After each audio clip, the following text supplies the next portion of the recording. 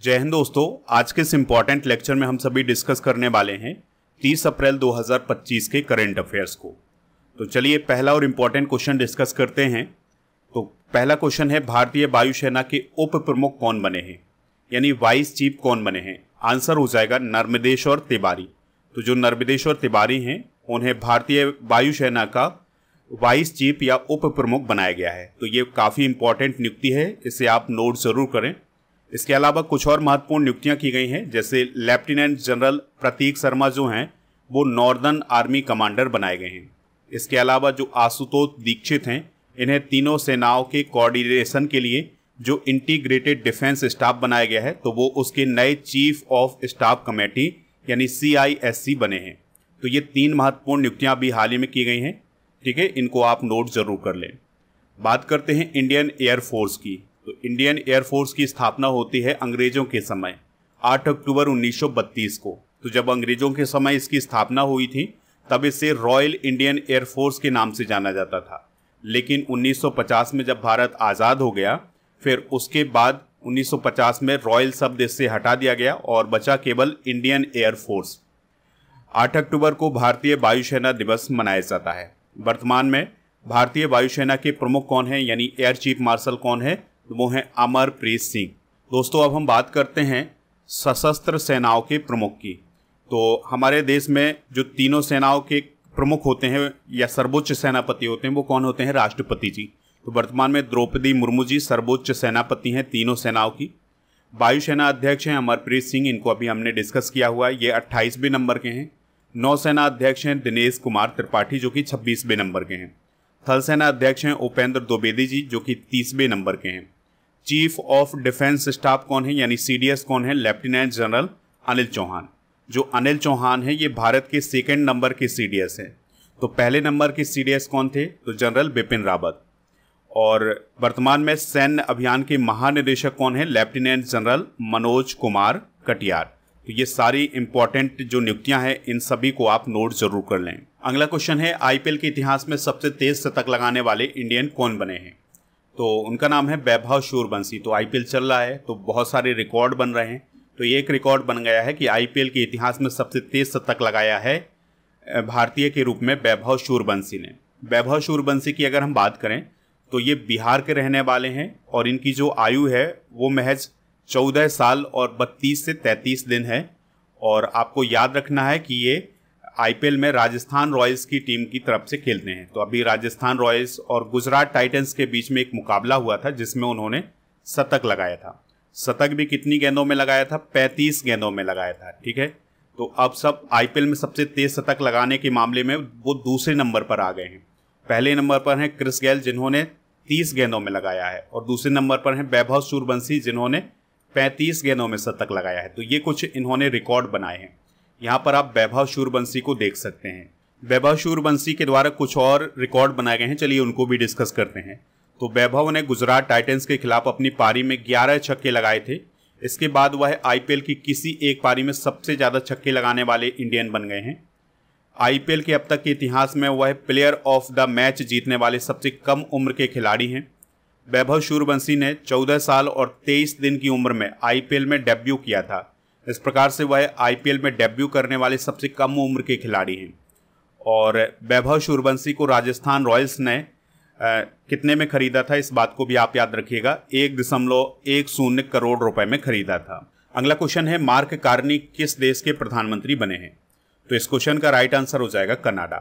तो कनाडा में अभी हाल ही में प्रधानमंत्री पद के लिए चुनाव हुए थे जिसमें जो लिबरल पार्टी है उसने बढ़त बनाई हुई है, यानी कि चुनाव में उसको ज़्यादा वोट मिले हैं। बहुमत तो नहीं मिला है लेकिन ज़्यादा वोट मिले हैं।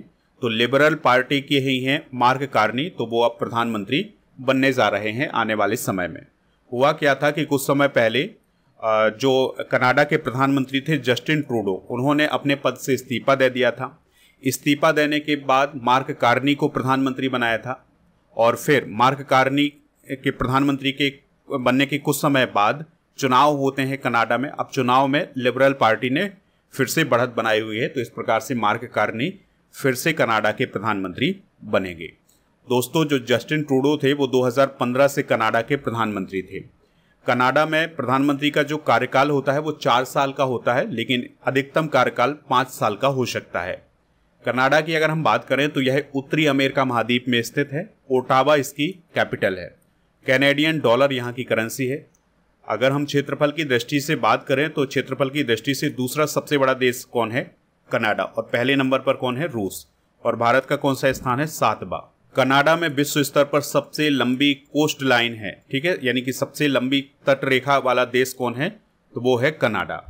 सुपीरियर झील, हुरन झील, ग्रेट स्लेव लेक और एरी झील ये सभी कनाडा में स्थित हैं। तो ये सारी इंपॉर्टेंट जानकारी आप नोट कर लें। अगले क्वेश्चन को डिस्कस करते हैं। कमला प्रसाद बिसेसर किस देश की प्रधानमंत्री बनी है?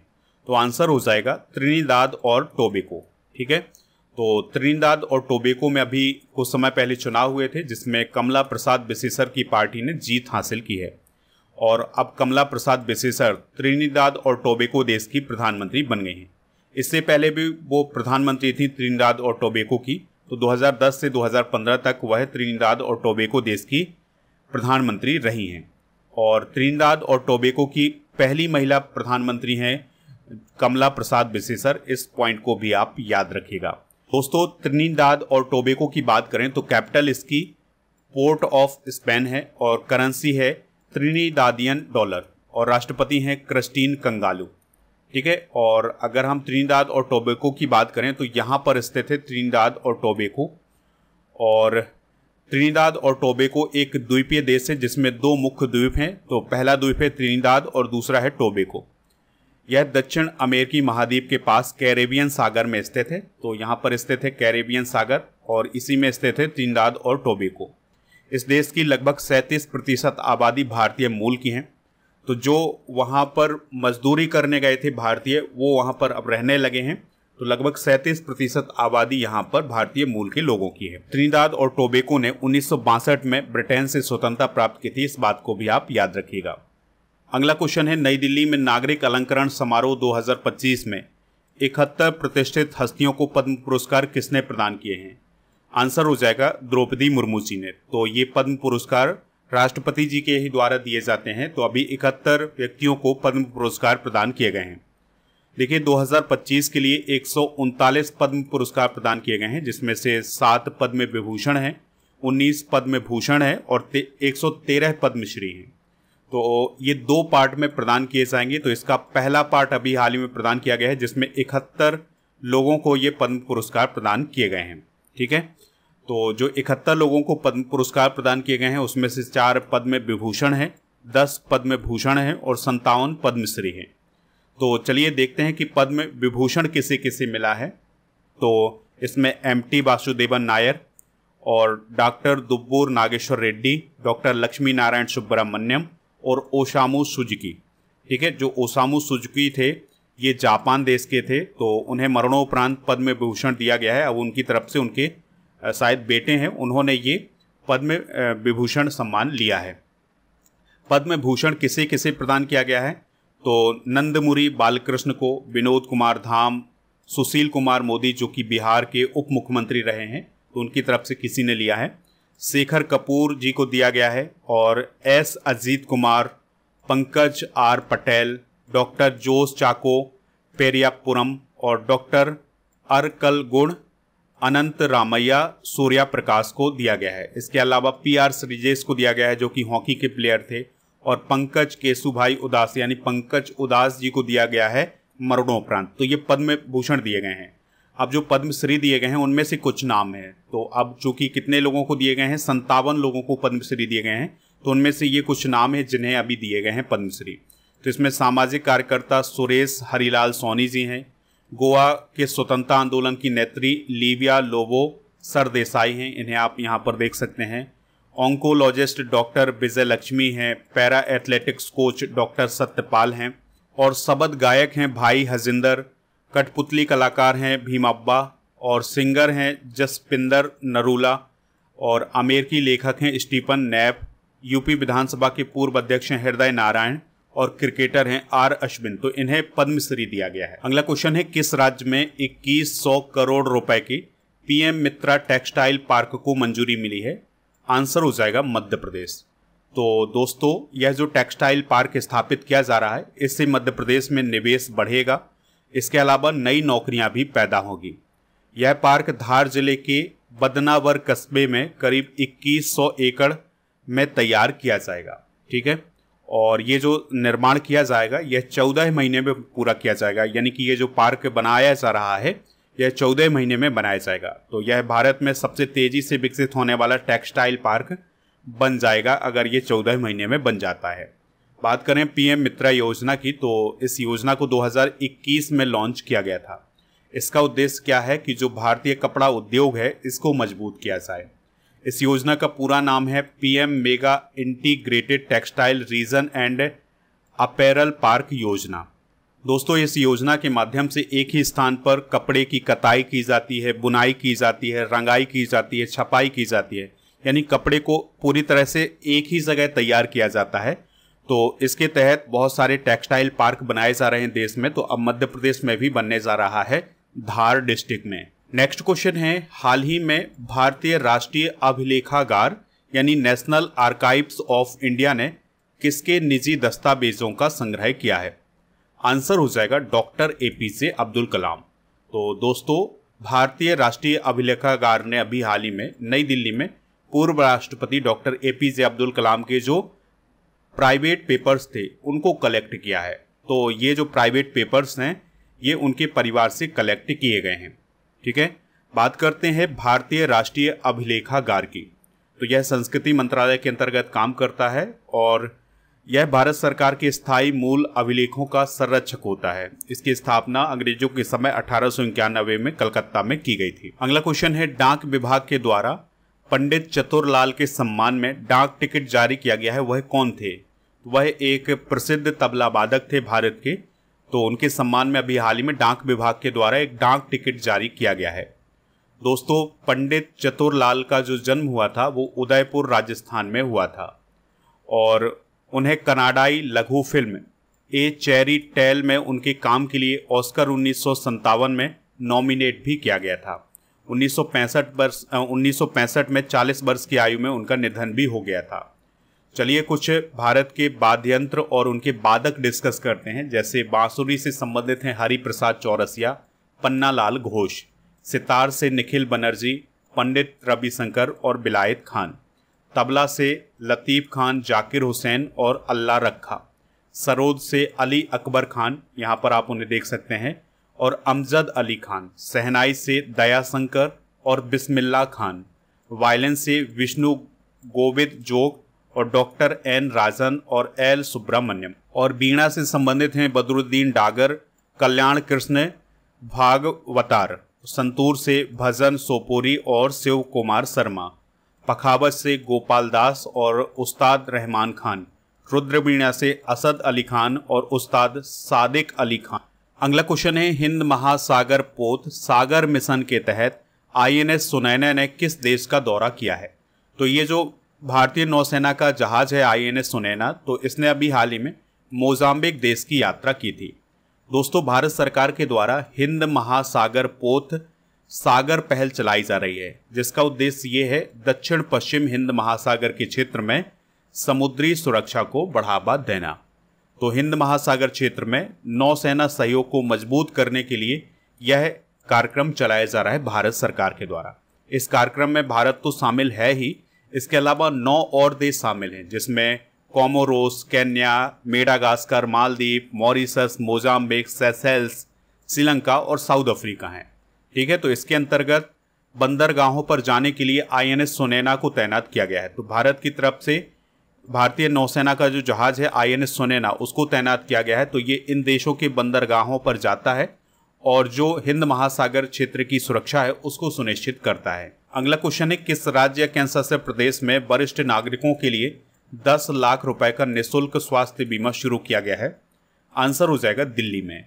तो केंद्रीय स्वास्थ्य मंत्रालय की जो आयुष्मान वय वंदना योजना है उसको अभी हाल ही में दिल्ली में लागू किया गया है। तो इस योजना के तहत 70 साल या उससे ज़्यादा आयु के जो वरिष्ठ नागरिक हैं उनको 10 लाख रुपए की फ्री में हेल्थ कवर प्रदान किया जाएगा। तो इसके लिए हेल्थ कार्ड बनाया जाएगा, फिर जो लाभार्थी होंगे उनको अस्पताल में कैशलेस इलाज प्रदान किया जाएगा। दिल्ली की बात करें तो नई दिल्ली इसकी कैपिटल है। उपराज्यपाल हैं विनय कुमार सक्सेना।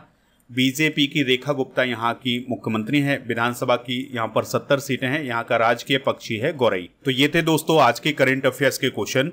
आप स्टडी करके ऐप को इंस्टॉल कर लें तो नीचे डिस्क्रिप्शन बॉक्स में एक लिंक दी गई होगी, तो वहाँ से आप इसको प्राप्त कर सकते हैं। अभी प्ले स्टोर पर आपको स्टडी कर का ऐप नहीं मिलेगा क्योंकि वहाँ पर कुछ कार्य हो रहा है इस ऐप पर, इसके कारण वो अभी आपको नहीं दिखाई देता है। तो नीचे डिस्क्रिप्शन बॉक्स में जो लिंक दी गई है या फिर आप स्टडी कर की वेबसाइट पर जा कर के और हमारे ऐप को विजिट कर सकते हैं। तो ऐप पर मिलेगा आपको paid course, e book, test series, ये सभी मिल जाएगा।